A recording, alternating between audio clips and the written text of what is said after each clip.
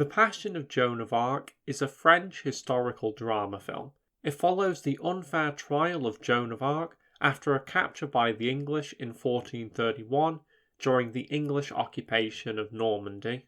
The film was released in 1928 and was directed by Carl Theodor Dreyer.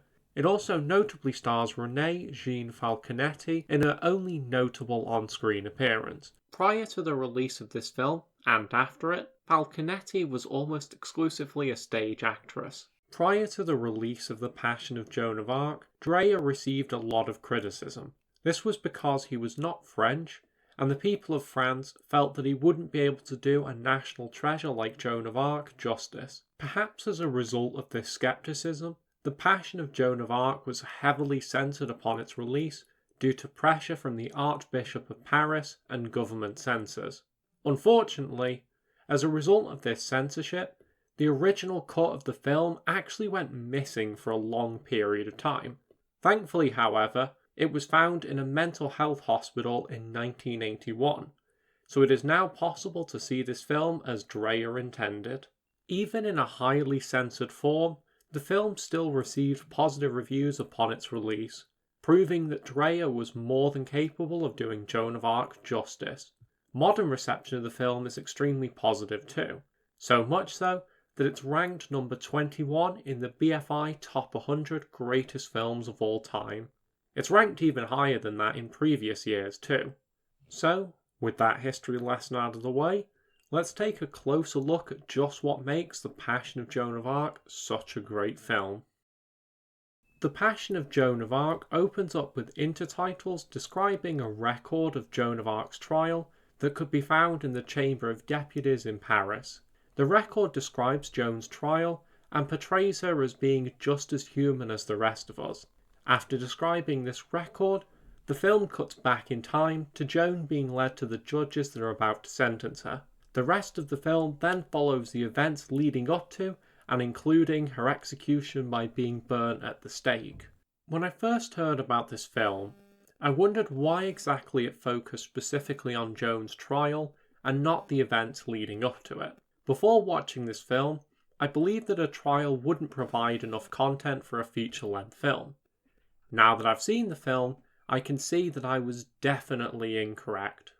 Every second of this film had me hooked, and although I knew what the outcome of Joan's trial would be, I was still invested in her fate. It takes a seriously impressive historical film to be able to do that. One of the aspects of this film that is most celebrated today is the acting, and it's extremely easy to see why. The star of the show here is undoubtedly Falconetti. Her performance as Joan is every bit as mesmerising as it is convincing. She does a great job at communicating the emotions that Joan must have felt during her trial.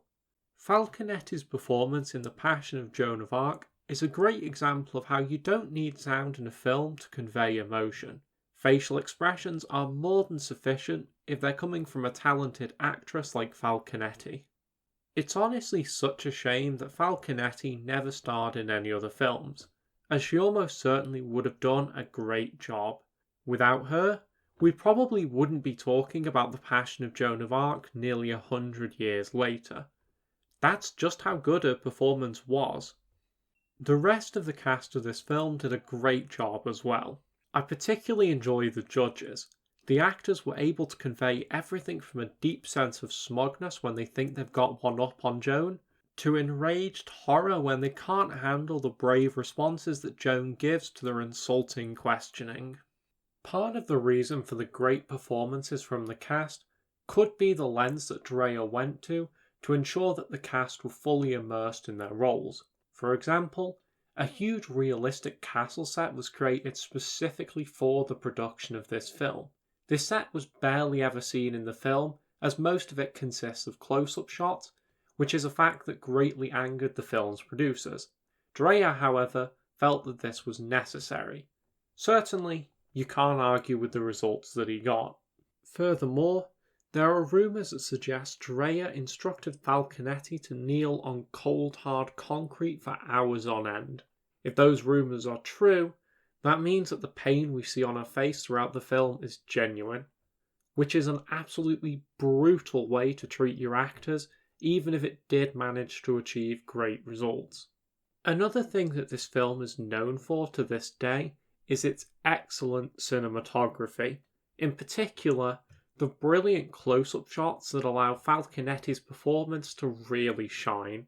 But make no mistake, this film is no one-trick pony. Every single shot in this film is a meticulously crafted masterpiece that thoroughly took advantage of technologies that were only just becoming available during the film's production, such as panchromatic film and artificial lighting. A shot that particularly stands out to me is one in which a grave is being dug and a skull is flung into the air and lands perfectly on the ground. I can only imagine how many takes that must have required. Finally, before I bring this review to an end, I want to talk about something unusual about the way this film is distributed on BFI Player. It comes with an excellent soundtrack that really brings out the best in this film, but I can't seem to find it anywhere else. And I can't even find out who made it, so if you know, please let me know. So in conclusion, The Passion of Joan of Arc does a great job at depicting the unfair treatment and brutality experienced by Joan of Arc during her trial. Furthermore, it is also a meticulously crafted masterpiece that stands among the best films ever made. Deservingly so.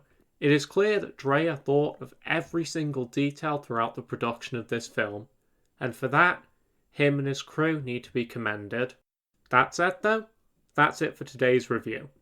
What do you think of The Passion of Joan of Arc? Let me know in the comment section below. As always, I thank you for watching, and I will see you in the next one.